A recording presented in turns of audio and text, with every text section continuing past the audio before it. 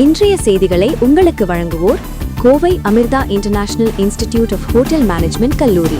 கோவை பெரியநாயக்கன்பாளையம் அருகே நாயக்கன்பாளையம் கிராமத்தைச் சேர்ந்த நாட்டின் உயரிய விருதான கீர்த்தி சக்ரா விருது பெற்ற ராணுவ வீரர் கண்ணாளன் கென்னடியின் 33ஆம் ஆண்டு நினைவு நாளையொட்டி வெலிங்டனில் உள்ள மெட்ராஸ் ரெஜிமெண்ட் பிரிவைச் சேர்ந்த ராணுவ வீரர்கள் நேரில் வந்து அஞ்சலி செலுத்தி சிறப்பு மரியாதை செலுத்தினர்.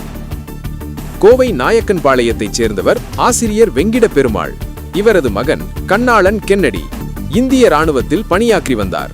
கடந்த 1993ஆம் ஆண்டு காஷ்மீரில் உள்ள சம்சாபாரி என்ற இடத்தில் உள்ள பனிப்பிரதேச மலைப்பகுதியில் 8 தீவிரவாதிகள் RDX வெடிமருந்துகளுடன் இந்தியாவுக்குள் ஊடுருவ முயன்றபோது அவர்களை எதிர்த்து நின்று போரிட்டு 3 தீவிரவாதிகளை சுட்டு வீழ்த்தி வீரமரணம் அடைந்தார்.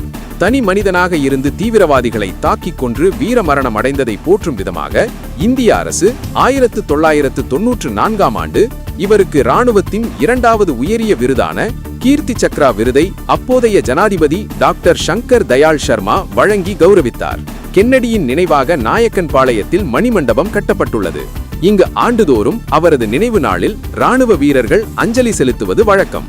இந்நிலையில் இவரது நினைவிடத்தில் நடைபெற்ற 33ஆம் ஆண்டு நினைவு நிகழ்ச்சியில் வெலிங்டன் ராணுவ பயிற்சி கல்லூரியின் MRC commandant brigadier Krishnendu Das அறிவுறுத்தலின்படி 25 மெட்ராஸ் ரெஜிமெண்ட் ராணுவ பிரிவின் சுபேதார் ஜேசுதாஸ் தலைமையில் ஹவில்தார் விக்னேஷ், ஜேசுதாஸ், முத்து, நாயக் வினோத், ராகேஷ், ஆகாஷ் நிதிஷ், ஜெயக்குமார் உள்ளிட்ட ராணுவ வீரர்கள் தேசிய கொடி ஏற்றி வைத்து வீர வணக்கம் செலுத்தினர். பின்னர் கென்னடியின் படத்திற்கு மலர் வளையம் வைத்து அஞ்சலி செலுத்தினர்.